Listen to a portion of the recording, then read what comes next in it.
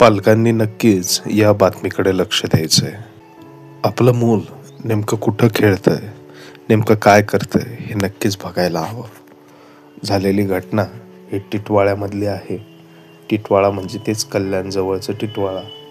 या ठिकाणी खेळत असताना एका मुलाच्या अंगावर भिंत पडली. भिंत कशी पडली, नेमकं काय झालं हे आपल्याला जाणून घ्यायचंच आहे.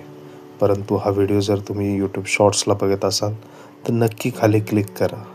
तुमचे फक्त मी 3 मिनटं घेणार आहे आणि ह्या 3 मिनटामध्ये जर आपल्याला एखादी गोष्ट आपल्याला जर लक्षात येत असेल ती महत्त्वाची ठरेल. चॅनलला देखील सबस्क्राईब करा.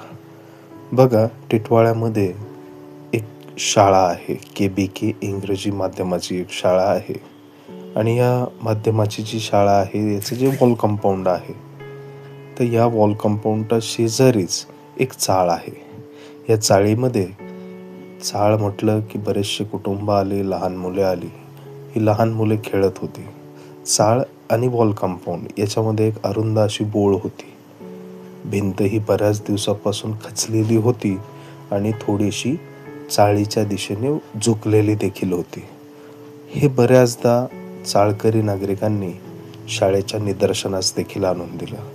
परंतु नेहमीप्रमाणे शाळेने दुर्लक्ष केलं आणि अंश चव्हाण नावाचा जो मुलगा त्या ठिकाणी होता, याचं जे वय होतं ते अवघं 11 वर्षाचं वय होतं. हा आणि याचे काही मित्रमैत्रिणी त्या ठिकाणी खेळत होते आणि त्या बोळीतून पास होत असतानाच अचानक ती भिंत कोसळली. त्यामध्ये ह्या अंश चव्हाणचा दुर्दैवी अंत झाला.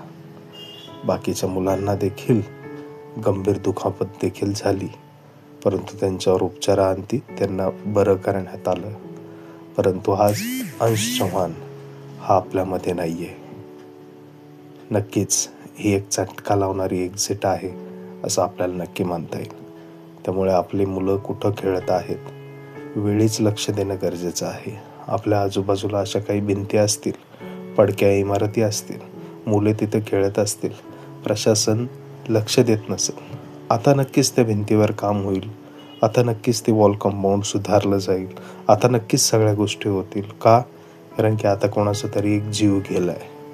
परंतु प्रत्येक वेळी जीव जाणंच गरजेचं आहे असं नाही.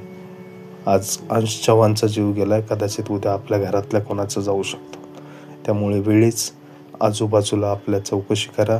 आपल्या आजूबाजूला लक्ष द्या की आपले मुलं नेमके कुठं खेळत आहे, जिथं खेळत आहे ती जागा सुरक्षित आहे का. प्रत्येक वेळी आपण मुलांसोबत नसणार आहोत.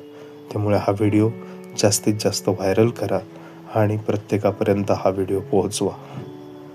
धन्यवाद.